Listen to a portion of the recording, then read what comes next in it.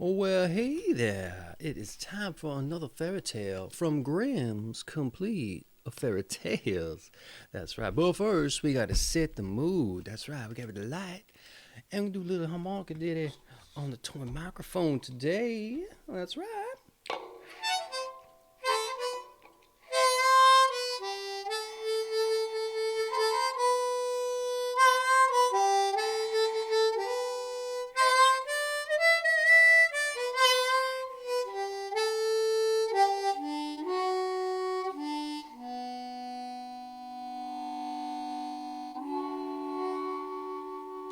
All right. You like that? A little bit of reverb with the toy microphone spring there.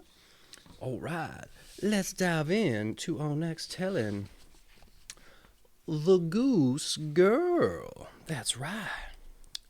There was once upon a time an old queen whose husband had been dead for many years, and she had a beautiful daughter. When the princess grew up, she was betrothed to a prince who lived at a great distance.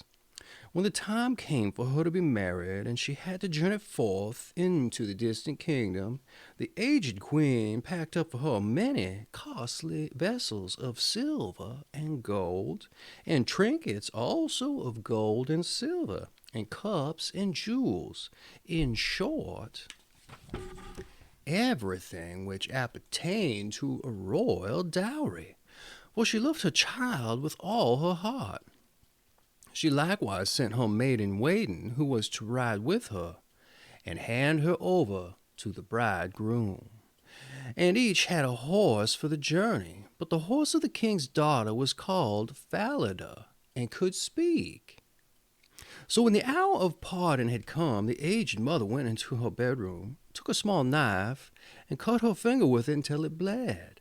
Then she held a white handkerchief to it, into which she let 3 drops of blood fall, gave it to her daughter, and said, "Dear child, preserve this carefully. It will be of service to you on your way." So they took a sorrowful leave of each other. The princess put the piece of cloth to her bosom, mounted her horse, and then went away to her bridegroom.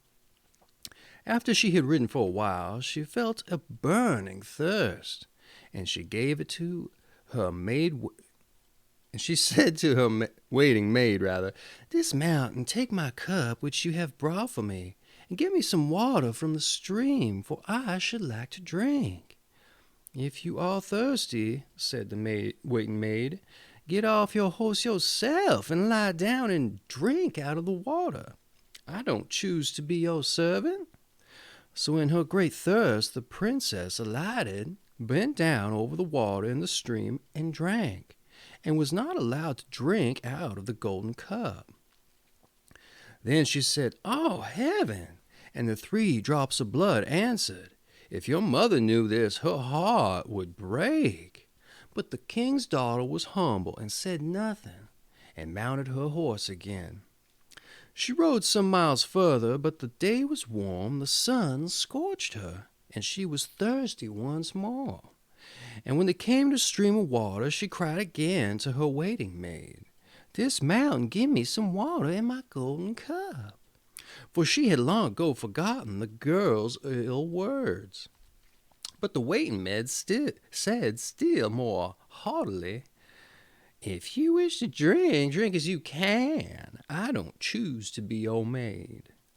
Then in her great thirst the king's daughter alighted, bent over the flowing stream, wept, and said, "Oh, heaven!" And the drops of blood again replied, "If your mother knew this, her heart would break." And as she was thus drinking and leaning right over the stream, the handkerchief with the 3 drops of blood fell out of her bosom, and floated away with the water without her observing it. So great was her trouble. The waiting maid, however, had seen it, and she rejoiced to think that she had the power over the bride. For since the princess had lost the drops of blood, she had become weak and powerless.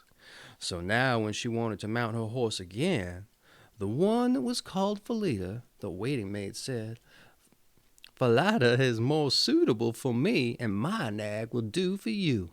And the princess had to be content with that. Then the waiting maid, with many hard words, bade the princess exchange her royal apparel for her own shabby clothes. And at length she was compelled to swear by the clear sky above her that she would not say one word of this to anyone at the royal court. And if she had not taken this oath, she would have to be killed on the spot. But Falada saw this and observed it well. The waiting maid now mounted Falada, and the true bride the bad horse, and thus they travelled onwards, until at length they entered the royal palace. There were great rejoicings over her arrival, and the prince sprang forward to meet her, lifted the waiting maid from her horse, and thought she was his consort. She was conducted upstairs, but the real princess was left standing below.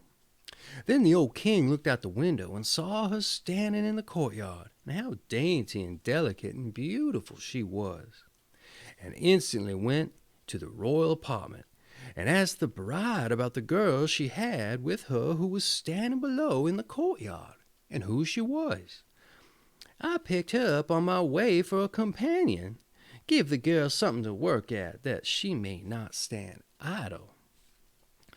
But the old king had no work for her, and knew of none, so he said, I have a little boy who tends these geese. She may help him. The boy was called Conrad, and the true bride had to help him tend the geese. Soon afterward, the false bride said to the young king, Dearest husband, I beg you to do me a favor. He answered, I will do so most willingly. Then send for her knacker, and have the head of the horse on which I rode here cut off, for it vexed me on the way. In reality, she was afraid that the horse might tell how she had behaved to the king's daughter. Then she succeeded in making the king promise that it should be done, and that faithful Falada was to die. This came to the ears of the real princess, and she secretly promised to pay the knacker a piece of gold if he would perform a small service for her. There was a great dark-looking gateway in the town, through which morning and evening she had to pass with the geese. Would he be so good as to nail up Falada's head on it, so that she might see him again more than once? The knacker man promised to do that, and cut off the head, and nailed it fast beneath the dark gateway. Early in the morning, when she and Conrad drove out their flock beneath this gateway, she said in passing, Alas, Falada hanging there. The head answered, Alas, young queen, how ill you fare. If this your tender mother knew, her heart would surely break in two. Then they went still further out of town and drove their geese into the country. And when they had come to the meadow, she sat down and unbound her hair, which was like pure gold.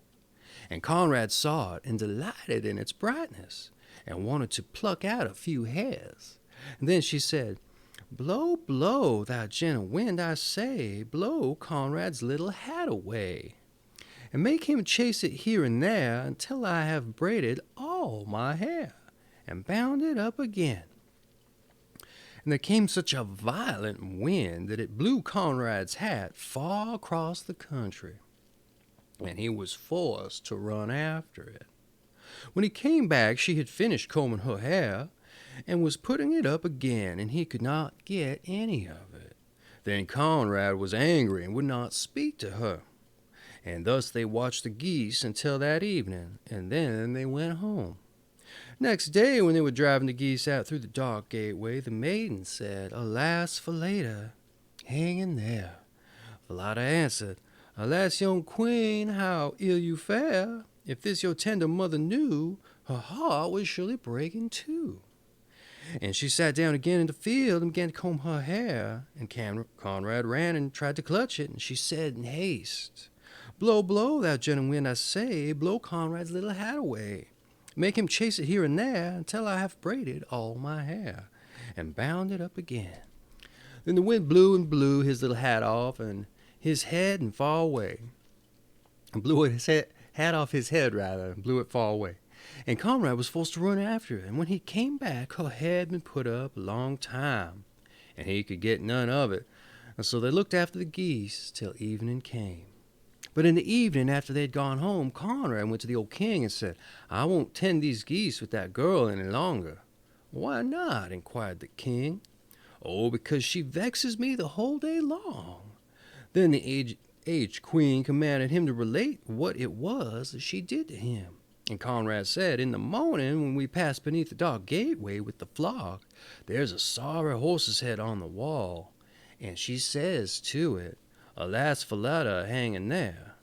And the head replies, 'Alas, young queen, how ill you fare! If this your tender mother knew, her heart would surely break in two.'" And Conrad went on to relate what happened on the goose pasture, and how, when he had to chase his hat. The aged king commanded him to drive his flock out again next day, and as soon as morning came, he placed himself behind the dark gateway, and heard how the maiden spoke to the head of Falada, and then how he too went into the country, and hid himself in the thicket below the meadow. There he soon saw with his own eyes the goose girl and the goose boy bringing their flock, and how after a while she sat down and plaited her hair, which shone with radiance. And soon she said, "Blow, blow, thou gentle wind, I say, blow Conrad's little hat away, and make him chase it here and there until I've braided all my hair, and bound it up again." Then came a blast of wind and carried off Conrad's hat, so that he had to run far away, while the maiden quietly went on combing and plaiting her hair, all of which the king observed. Then, quite unseen, he went away, and when the goose girl came home in the evening, he called her aside, and asked why she did all these things. "I may not tell you that, and I dare not lament my sorrows to any human being, for I have sworn not to do so by the heaven which is above me. If I had not done that, I should have lost my life." He urged her and let her know no peace, but he could draw nothing from her. Then he said, "If you will not tell me anything, tell your sorrows to the iron stove there." And he went away. Then she crept into the iron stove and began to weep and lament, and emptied her whole heart, and said, "Here I am deserted by the whole world, and yet I am a king's daughter. And a false waiting maiden has by force brought me to such a pass that I have been compelled to put off my royal apparel, and she has taken my place with my bridegroom, and I have to perform menial service as a goose girl. If my mother did not know that, her heart would surely break." If my mother did but know that, rather. The aged king, however, was standing outside by a pipe of the stove, and was listening to what she said, and heard it. Then he came back, and bade her come out of the stove. And royal garments were placed on her, and it was marvelous how beautiful she was. The aged king summoned his son, and revealed to him that he had got the false bride, who was only a waiting maid, but that the true one was standing there as their sometime goose girl. The young king rejoiced with all his heart when he saw her beauty and youth, and a great feast was made ready, to which all the people and all good friends were invited. At the head of the table sat the bridegroom with the king's daughter at one side of him, and the waiting maid on the other. But the waiting maid was blinded and did not recognize the princess in her dazzling array. When they had eaten and drunk and were merry, the aged king asked the waiting maid as a riddle what a person deserved who had behaved in such and such a way to ask her master, or toward her master rather, and at the same time related the whole story, and asked what sentence such an one merited.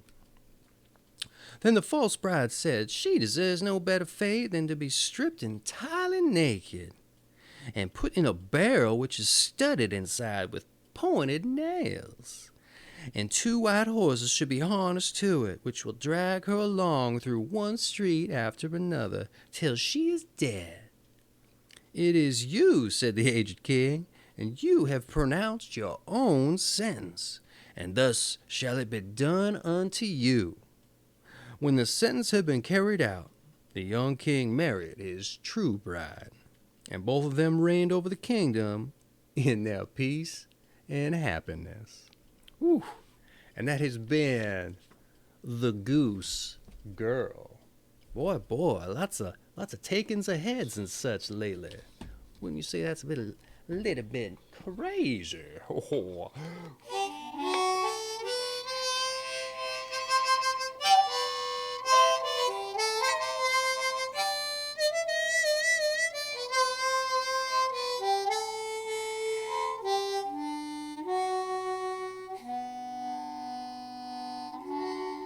All right, join us next time for the next Grimm's a Fairy Tale.